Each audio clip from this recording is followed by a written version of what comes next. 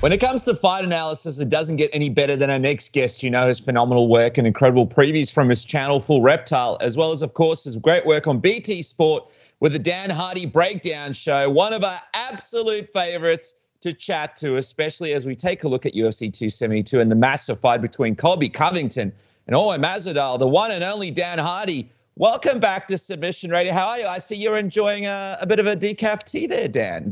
Absolutely. Getting yourself in the mood for a bit of Submission Radio action. Yeah, no, it's, always need a cup of tea before a good long interview with a couple of friends of mine. Gets me in the right frame of mind, you see. Friends, holy, we've finally reached that point where officially close friends. This is nice. I respect the lubrication of the old throat to give a incredible performance as you always do. Let's get into it, man. Before we talk about the fight itself, though, Colby Covington, Jorge Masvidal, dude, have been waiting for this fight for like 1,000 years. But what have you thought about this feud as you've seen it play out over the last couple of years, and them going from living together and being the best of friends and cornering each other to now seemingly hating each other and being bitter rivals amidst the accusations of Colby not paying Masvidal's coach? And I'm curious, did you ever watch Tales from the Grind? The series about them two training together and also trying to seduce Brazilian women with salmon. Yeah, I did. And for a long while, honestly, I actually thought to myself, this is a bit of a pro wrestling stunt, and these guys are playing us all to get a big payday for the 272 pay-per-view. But I don't know, the closer it gets, the more it feels like it's serious for Masvidal. I still very much feel like Colby's playing a game, and I think he feels like Masvidal's not only probably one of the safer targets in the division, especially given he's standing right under the champion. Everybody's going to want to fight Colby. He's not one of the biggest, most imposing guys, and if you don't call your shots, you get given people that you may not be matched up as favorably against. Better to be calling for someone like Masvidal and lose a friendship than maybe face someone like Khamzat Chimaev and realize that you might be in the wrong weight class.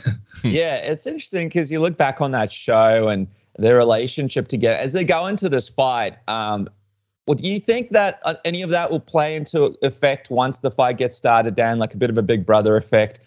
Some of those past training sessions, some of those past experience from sparring. Do you think that they might fall into, either one of them might fall into that as they fight, or do you believe enough time has passed that that's kind of out of their system now? Well, I think that's the big question, isn't it? I think that's the thing that's most interesting is, we know where they're at skill-wise. We've got a good idea of who Masvidal is as a fighter based on the 50 fights he's had, and same with Covington based on the 19 that he's had. But we don't know what their perceptions are of one another. Does Colby remember getting lit up every day by Masvidal and struggling to take him down and hold him down? Or does Masvidal remember just getting ground into the wall with Colby on top of him all the time? Their perceptions of one another are very interesting because there are only two people in the world that know what those are, and they're going to face each other on Saturday night. The thing is, when we talk about teammates facing off, when we saw Usman and Gilbert Burns fight, and they clearly weren't as close as Masvidal and Colby, have been, but there was still tension between the two. And, in the face-off, Gilbert Burns offered his glove to touch and Usman didn't want any of it. And for me, that was a turning point in the fight because Usman was stone cold and Gilbert Burns backed up and he looked a little bit wounded. I'm no micro expression expert, but the look on his face looked like he was hurt. It was a Cyril Gane when Francis ignored him wounded, but it was a little bit wounded. Yeah, a little bit. And I think, I saw the same kind of thing with Masvidal when he was on, I can't remember what show it was on, he was live on air, and they played him a clip of Colby, basically trashing him. And there was a genuine look on Masvidal's face that he was a bit surprised by some of the things he was saying. And he's a calculated individual as it is, but if you add a bit of meanness into that, I think it really puts Masvidal in a very strong position to be very measured and very cruel, when he gets the opportunity, if he gets the opportunity. And we don't know how Colby Covington's feeling. We don't know whether he might be regretting some of the things he said, but he's already too far down the river now to start going back on any of it. Yeah, interesting take. Well, I guess the other sort of $1 million question is, how do you think Masvidal handles Colby's wrestling? Because in Tales of the Grind, there's a lot of footage of, them even like at home, like they're wrestling together and sort of play fighting and stuff. And in the gym, obviously, Masvidal's preparing for a fight, I think it was Chiesa.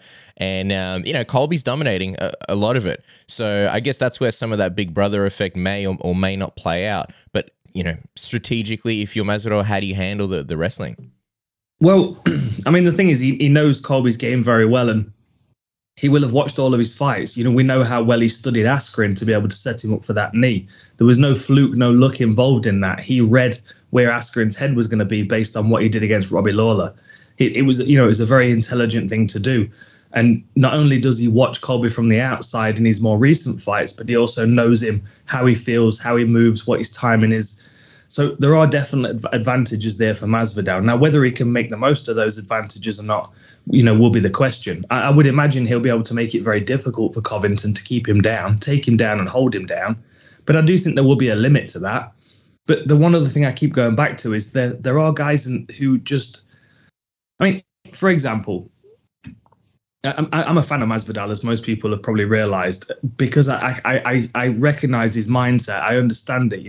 When we see each other, we have a good conversation because we have a similar approach to fighting. Like, we like to fight sometimes a bit too much, and that does leave us open sometimes. But in these kind of circumstances, when there's a lot on the line, it makes us tighten our approach up a bit more and make us a bit more calculated. And I've never been any good in sparring. I was always the guy in the gym that had rough rounds. Everyone got the better of me, and then I'd go into the fight and I'd knock my opponents out. Masvidal may have quite happily spent rounds on the floor against Colby Covington because, he wasn't going to be able to knock him out in the first minute of the sparring session. He's going to always end up on the back if he doesn't have those vicious intentions that he will in the fight. So a sparring session is very, very different. Like, you can wrestle and grapple almost 100% the same as you can in a real fight. But what you can't do are those nasty elbows and knees in close that really make a difference. And they're things that Covington won't have experienced in Masvidal's game, not real life. And that might be the turning point. Those short elbows off the fence that he uses, it's something that Covington, even though he might be familiar with how to take him down, there'll be offensive that he won't have seen before, that close up at least. Yeah, Masvidal has this tendency to get very defensive when somebody pressures him. So if you're Masvidal, how and when do you try and capitalize and try and hurt Colby as opposed to just getting stuck playing defense in this fight?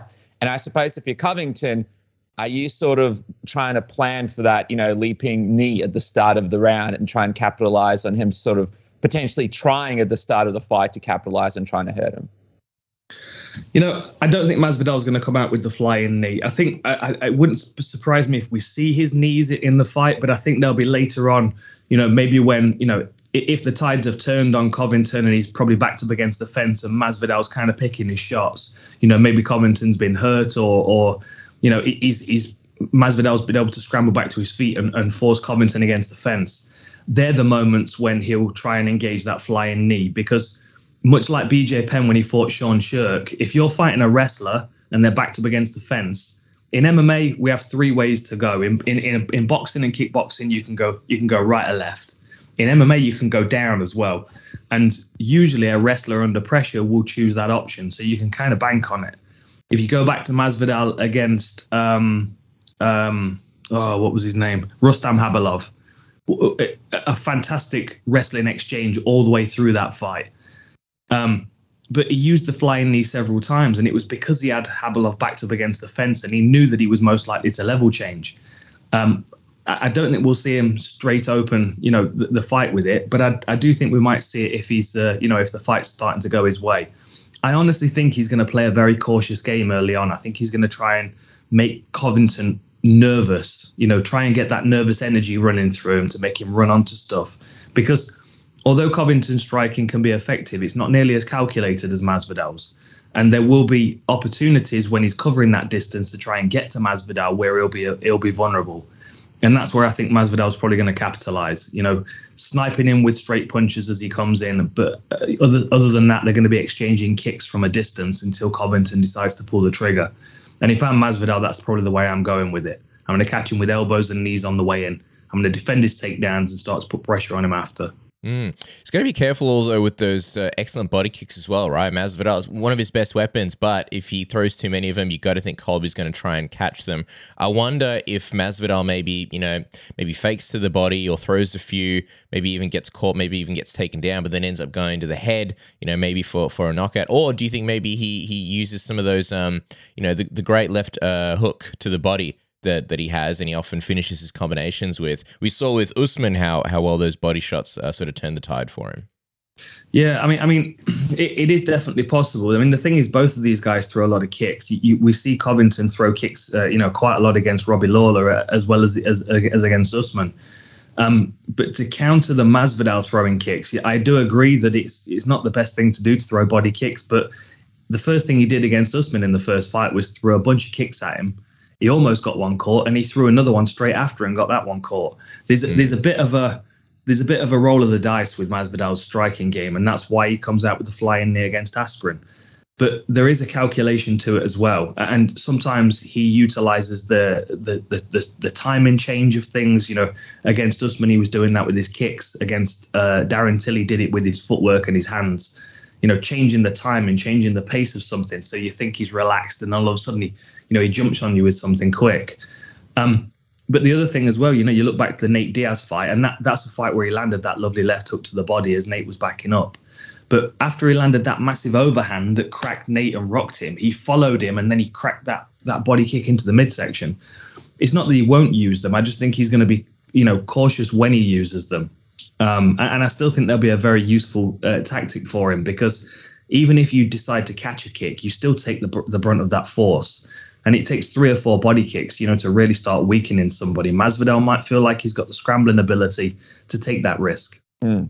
I wonder, obviously Covington, has unbelievable cardio in that octagon, and he's someone who is basically like a Terminator. His striking style, it looks like he's improving every single fight, but also that volume that he brings into the fights, he kind of overwhelms his opponents with. What are you expecting from Covington in this fight from his strikes, Dan? Are you expecting him to just try and create absolute craziness in there and use that volume to sort of begin tiring Hoyer out? Do you believe that he goes for the takedowns straight away? Do you believe he just tries to set up his takedowns? Or do you think in the back of his head, he's actually thinking, I've evolved so much, I can actually beat this man standing as well, not just on the ground?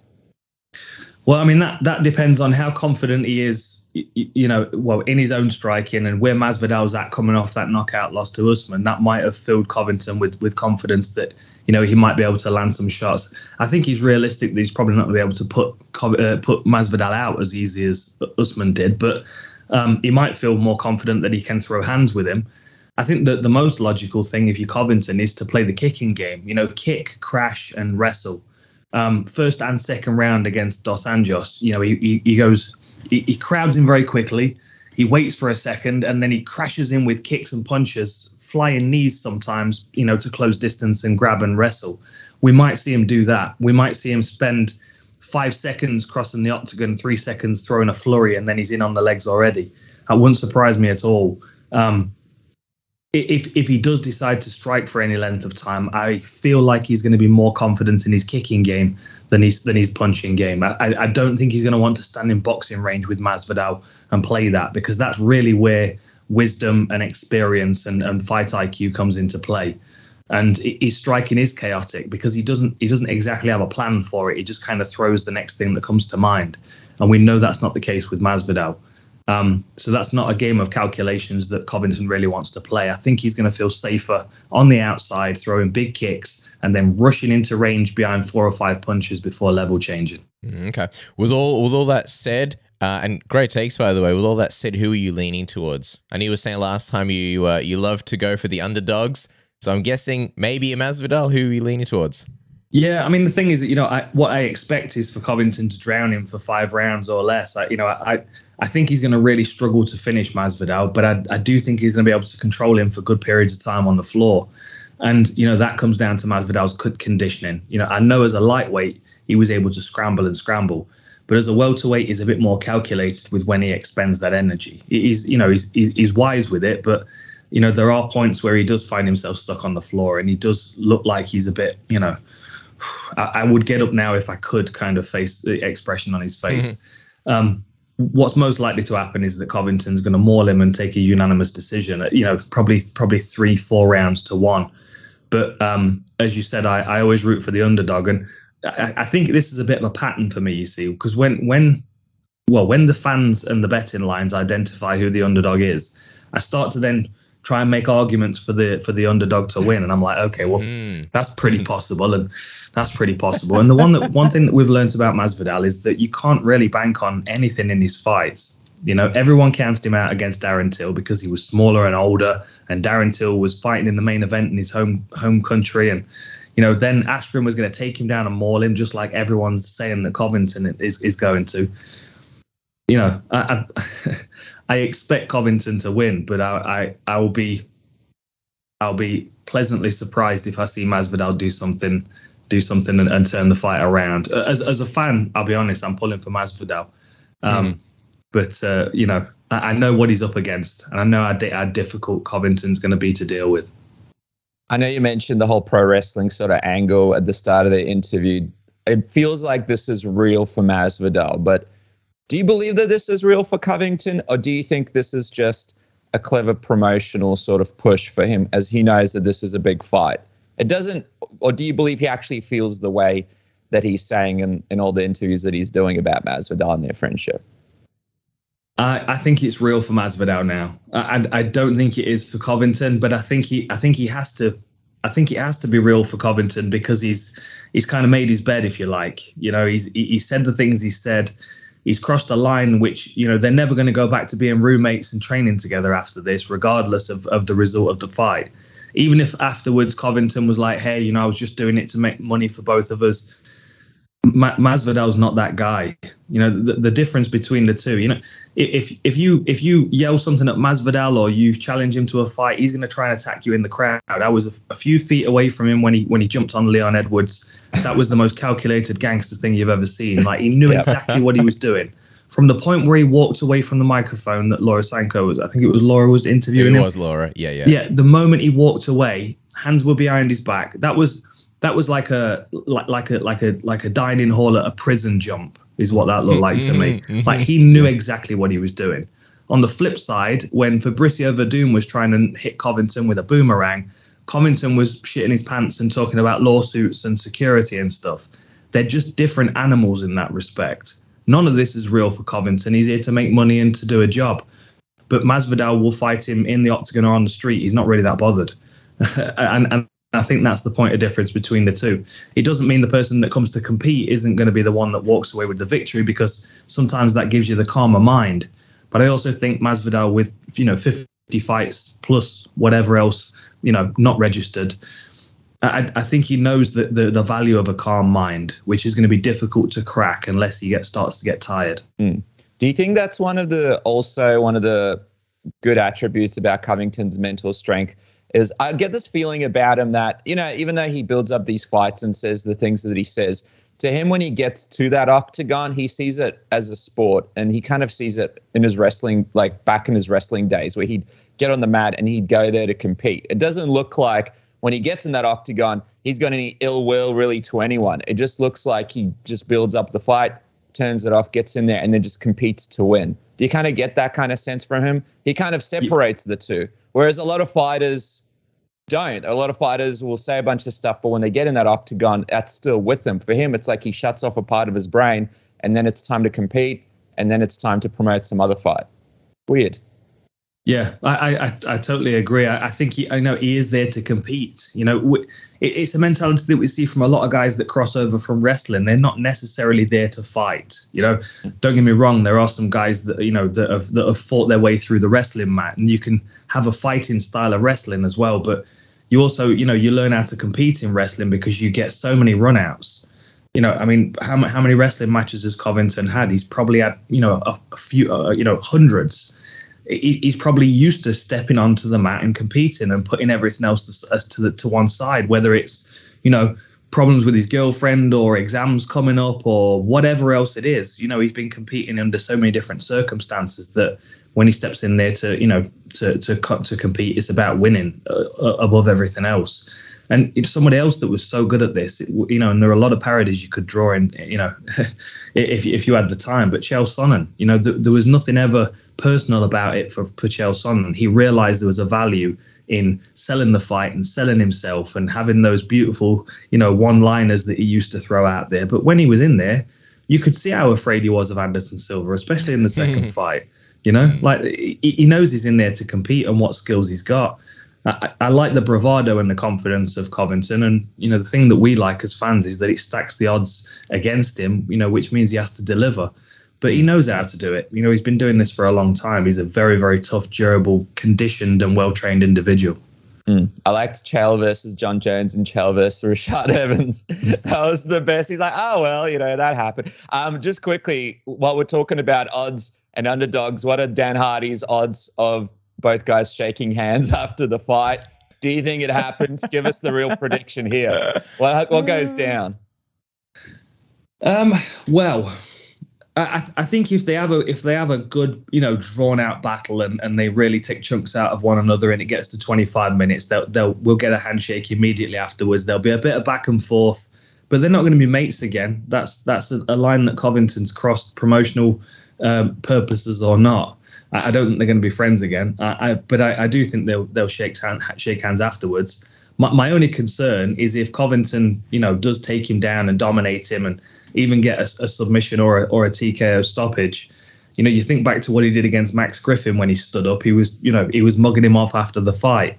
If you do that to Masvidal, he's going to be trying to fight you in the changing rooms in the back. So it really depends on how Covington handles it. I think Masvidal is, once he's out of fight, that's how he settles things, Once he's out of fight and it's out of his system, I think there'll be space for him to reconcile, but not to the point where they're going to be mates. Yeah, who's the ref for this one? We need somebody no nonsense like Mark Goddard or some. Mark Goddard's a big dude. He, the ref needs to be ready after this, and the security needs to be ready as well. Especially like you said, if Covington starts, mugging off to Masvidal post fight. For sure, it won't be Goddard though. Let me tell you that, because after the first Usman fight, Covington won't step into the octagon with Goddard, and to be honest, I don't think Goddard would step in there with Covington after some of the things he says. That's a fight that you don't want to see. I know. Goddard pull his legs off like a spider, that. Yeah, I know. Yeah, he doesn't look harmless, that Goddard. I've seen him in person. He's a big dude.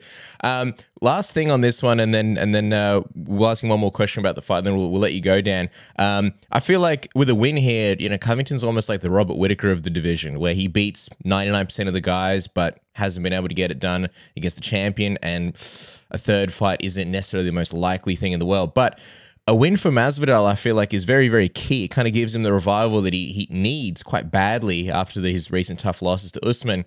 But if he loses, how much more do you think he has left? You look at the division. I mean, Leon is a good fight. Gilbert Burns would be like just interesting competitively. There's Hamzat. That would just be big for the name value. Nate Diaz rematch.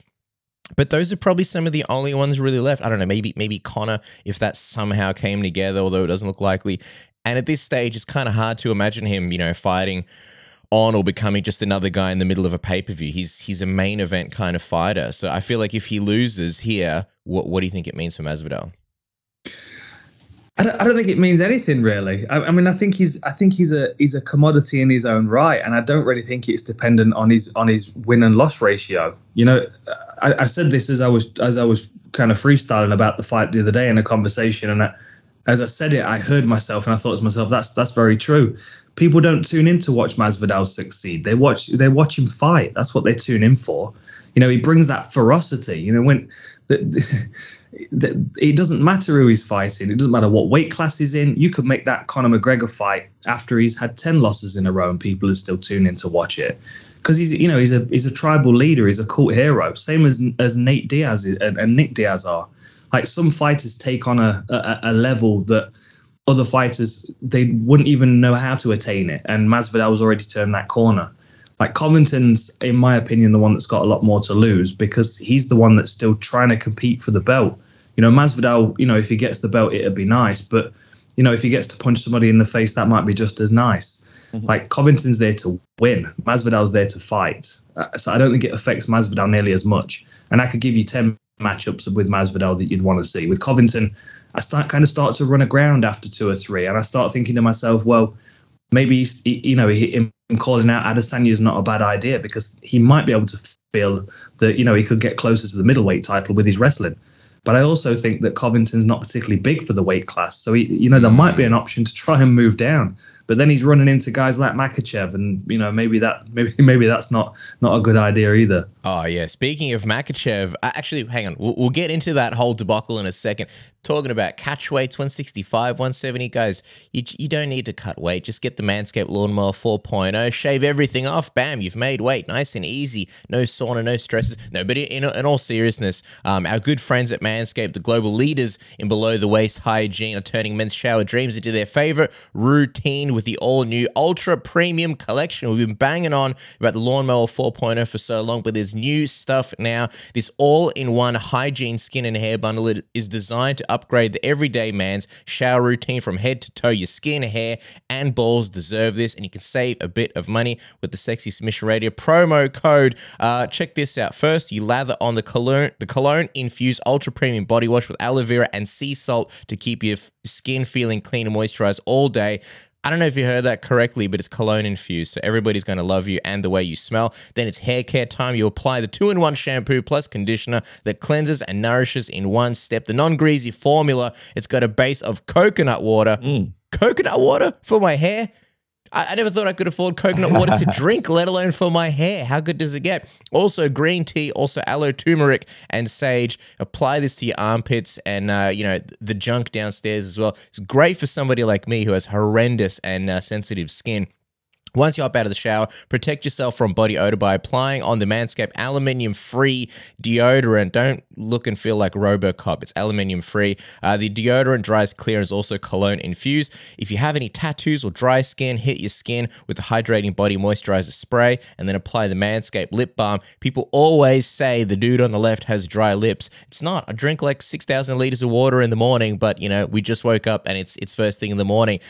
No more with the Manscaped lip balm. It's a free gift when you purchase the Ultra Premium Collection, and then you use the Lawnmower 4.0 to clean up and trim the hedges down there. So it's a bulletproof plan, isn't that right, Dennis? Yeah, man, that's it. So it's time to get wet and clean with your new Manscaped shower routine, and there's only one place to do that, and that is over at Manscaped with your code word submission, where you get 20% off and free shipping. That's right, guys. So you might have got the Lawnmower 4.0, but now it's time to go back and get sorted for that shower routine. Thanks to Manscaped and the code word submission, 20% off and free shipping today. Now, Cass, big fight coming up this weekend. I love breaking it down with Dan Hardy. It's really become a routine that I look forward to every time before the big fights come around. But the big fight means there's a lot of big money to be made. And I just want to go to our friends at MyBookie right now who are offering all of our listeners a very, very gracious deal where they can double their first deposit with the code word submission. I know some of you guys have been waiting for the right time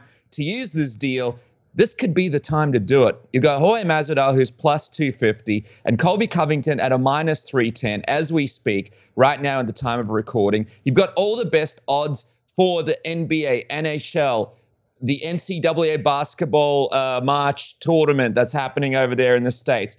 Everything that you could ever want over at MyBookie right now. Don't forget, these guys have the best prop bets, the best of everything. And all the bets that you guys want to put down are at MyBookie right now. But UFC 272 right now, who are you picking? Who are you backing? Are you going with Jorge Masvidal? Are you going with Colby Covington? Who are you going to be making money on come this weekend? Only one place to do it is at MyBookie. Again, I repeat, code word submission, double that first deposit and make serious bank this weekend with MyBookie, Cass.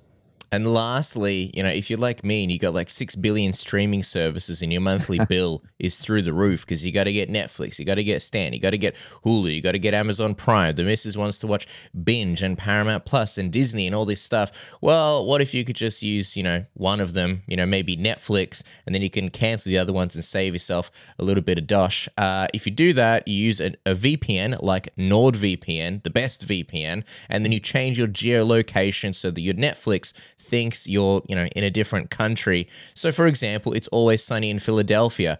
That's not available in Australia. It's not available in the States. It's not available in Canada or most places in the around the world, but it is available in the UK. So with one touch of a button, bang, I'm in the UK now, at least according to Netflix, and I can watch It's Always Sunny in Philadelphia. Friends, same thing. It's not in the US, but it is available in the UK and Australia. Parks and Rec, not available in the US. Man, what does Netflix have against the US? But it is available in the UK, Australia, and Canada. So you just change the geolocation. And a classic, Mr. Bean, of course, only available in the UK. But that's okay. You can be all around the world. You can be in the US, Australia, whatever, and still watch all these shows with a VPN like NordVPN. I do it on the daily. You've got access to content from over 59 different countries and over 5,000 servers just by changing your virtual location with one click. Fantastic speed thanks to NordLynx. No buffering, no speed throttling, and best of all, stream securely. So you never have to worry about, your passwords or your PayPal, your credit card information getting leaked by, hackers. We're going to ear Russia. Just kidding. Putin, don't kill us. No more buffering and everything's safe. And then also your internet service provider will never know what you're looking at because incognito mode doesn't protect you, but NordVPN does. Isn't that right, Dennis? Yeah, man. It's all about ease. When you sit down with your family, you want to watch a movie like you mentioned, you don't want to go around and have to look for 100 different streaming services. NordVPN has you sorted. And right now, they have you sorted with their 10th birthday offer, which is pretty crazy. Listen to this. You get a huge discount of up to 70%, 72% off your NordVPN plan, plus one additional month for free. It's completely risk-free with Nord's 30-day money-back guarantee. So you guys can try it today and see what we're talking about. It's an absolute life changer. And you guys can grab this deal right now by clicking the link in the description below or go to nordvpn.com/submission or use the code submission. Get that discount and change it forever, Cass. I mean, there's so much crazy stuff coming out. I was just watching the Dream Team documentary, which is exclusive to Paramount Plus. If only there was a way people could check that out without having to sign up to 100 streaming platforms. Maybe NordVPN is your answer. There you go. Now there's a way. Okay, speaking of Makhachev, as I was talking about like 6,000 years ago, I was pretty bummed out that this RDA fight didn't happen. It was just such a fascinating story. Like beats Bobby Green. Imagine stepping up maybe 165, 170 against RDA, and then you got that kind of the fact that they were supposed to fight, and the fact that like RDA is kind of a guy that like if you beat him, it means a lot. But we do have Renato Moicano instead. What do you think about this matchup, Dan? I'll be honest. I'm not nearly as interested in this one as I am the other ones. I'm a fan of Moicano. He's a real skilled individual. And I think that he's still finding his feet in the lightweight division. But I was excited for the Fiziev fight because I want to know what he looks like over 5 rounds. Can he keep up a pace with someone like RDA? And then obviously when Makhachev put his name forward, I thought to myself, why not? Because, it looks like he's getting a title shot next. And I wouldn't mind seeing him get one of the test, one of the former champion, But the Moicano fight's an interesting one. I think his lead leg's very vulnerable to RDA. And I think the championship experience of RDA over 5 rounds at lightweight, and, he's been the distance with some of the toughest welterweights in the world as well. The guy's no joke. I actually had him picked against Fiziev. I would have probably said that Makhachev's going to beat him, but I do think he's got Moicano's number. I still think RDA's got a bit left in the tank, and he's Glover Teixeira in the lightweight divisions, isn't he? You can crack him and hit him and rock him, and he's going to keep marching forward and zombie you onto the floor and probably arm triangle you. I don't think he's going to win a grappling match against Moicano. I think that's going to be very competitive, but a striking match, I think he might be a bit too tough and have a bit too much volume in his game for Moicano. I agree 100%. Okay, last one, and then we'll let you go down because I know it's late and, the decaf tea might be kicking in. Who knows? Okay, I got to ask though, man, every time you come on, we always ask you about your next fight and stuff. And I know that it looked like for a long time that you were going to fight John Wayne Parr, and then you put out a tweet. Obviously, he's facing Edward Folayang, and you tweeted out that basically your conversation with one stalled before the event, before they even put an offer forward, even though you did a bunch of media and paperwork for it. What exactly happened, man? I feel like of all the fights that seemed like a sure thing, this was the surest thing. What happened? I honestly don't know. I kind of found myself in that little loop that I've always found myself in with matchmakers and stuff. Where they go, "How much do you want?" I'm like, "Well, how much are you going to offer me?" And they go, "How much do you want?" I'm like, "It's not how it works. How much are you going to offer me?" Like, I've got a number in my mind that's worth me stepping into a training camp and into a fight for, but I don't put that on the table before the matchmakers do. Absolutely not. I want to know how they value me. And after Chatri was on Ariel's show, and he basically was talking about the fact that he's not particularly interested in the fight, then I thought to myself, well, he's not going to put a decent offer forward. So I started having conversations with other people. I mean, I'm not against the idea of fighting in one. I love the organization, and it gives me the options to fight under different rule sets. I'm disappointed that I didn't get the John Wayne Parr fight, because John and I were both excited for it. But the truth is, and I mean no disrespect by this, but John's looking for his 100th win, and with Folayang he's going to get that, because the guy's he's coming towards the end of his career as well, and it's a good little banger to go out on his 100th win. I was coming in to win. It doesn't matter who I'm fighting. I'm always going to try and take their head off. So this is it allows me to sit and watch the event and be a John Wayne Parr fan one more time and watch him get his 100th win. But I am disappointed I won't get the opportunity. There are still good fights in one championship, and I'll be paying attention to these upcoming events. But generally, my feeling, honestly, I think they bite off more than they can chew, to be honest. I think they try and keep a schedule that's comparable with a huge organization, and I don't think they're a huge organization. I think they need more bodies. I think they need more people in the office to keep up with the output, because they're doing great things, but then so often things are changing and shifting, and cards are being cut in half, and fights are being cancelled, and I don't know. I went back and forth a little bit with Chatri on Twitter after I tweeted, and he said, "Oh, we'll get in contact." But that was a week ago, and I've had 2 conversations with 2 other organisations since then, and neither of them have been one championship. So just a bit of an update. I'm still moving towards a boxing match in summer in the UK. They're looking for an opponent for me. I did have summer in the UK is when? Remind us again. Sorry, say that again. Summer in the UK is when? I get confused with the different seasons in different parts. It's one weekend in June. Okay, yeah. Oh, I wasn't even meaning it like that, but yeah. No, we get like a Saturday afternoon and a Sunday morning where it's like 22 degrees, and then there goes summer, and then it starts to rain again by tea time. There's a boxing event. I can't say much more about it because they haven't announced yet. They've got the main event signed. They were looking for a good co-main event spot before they go live with it, and they put an offer towards Paulie Malignaggi, and he said yes. And I was very excited for that, because obviously he's a former world champion, and he's got a mouth on him, and he likes a punch up. But he accepted it, said he was keen, and then the next day changed his mind. So if somebody's got information why Paulie Malignaggi wouldn't want to take the fight, then please let me know. But other than that, I'm just kind of waiting on them putting another opponent forward now. They've got a couple of interesting ones in mind. I want to fight a boxer, though. I want to fight someone that they were shit up back in the day, and they've still got something in the tank left to cause me some problems. Paulie Malignaggi was like, "Hey, let me Google this guy real quick." He's like, maybe. He knows who I am. We worked together on Sky Sports Boxing. I think he thought, a few years has passed since then. He's probably got fatter and older, and I'm actually in better shape now. He goes on Instagram. So. He's like, "How is he hitting the bag for 5 hours on Instagram? Is this real? He's still standing here and going. This is unbelievable." Guys, you can catch Dan hitting the bag on Instagram at Dan Hardy MMA, of course, on Twitter as well. His fantastic show, the Dan Hardy Breakdown Show on BT Sport, Full Reptile, The War Room. Make sure to check out all of his stuff for this upcoming card. It's absolutely must-watch TV before the fights happen. Of course, his book, Full Reptile. Dan, we can't thank you enough, man. Thank you so much for joining us. Always a pleasure. Always great talking to you guys. It's customary now before the big events, isn't it? It's my favorite tradition, man. Thank you so much for your time. Friends, what a milestone. Enjoy the rest of your night, Dan. Bye. Catch you later, guys.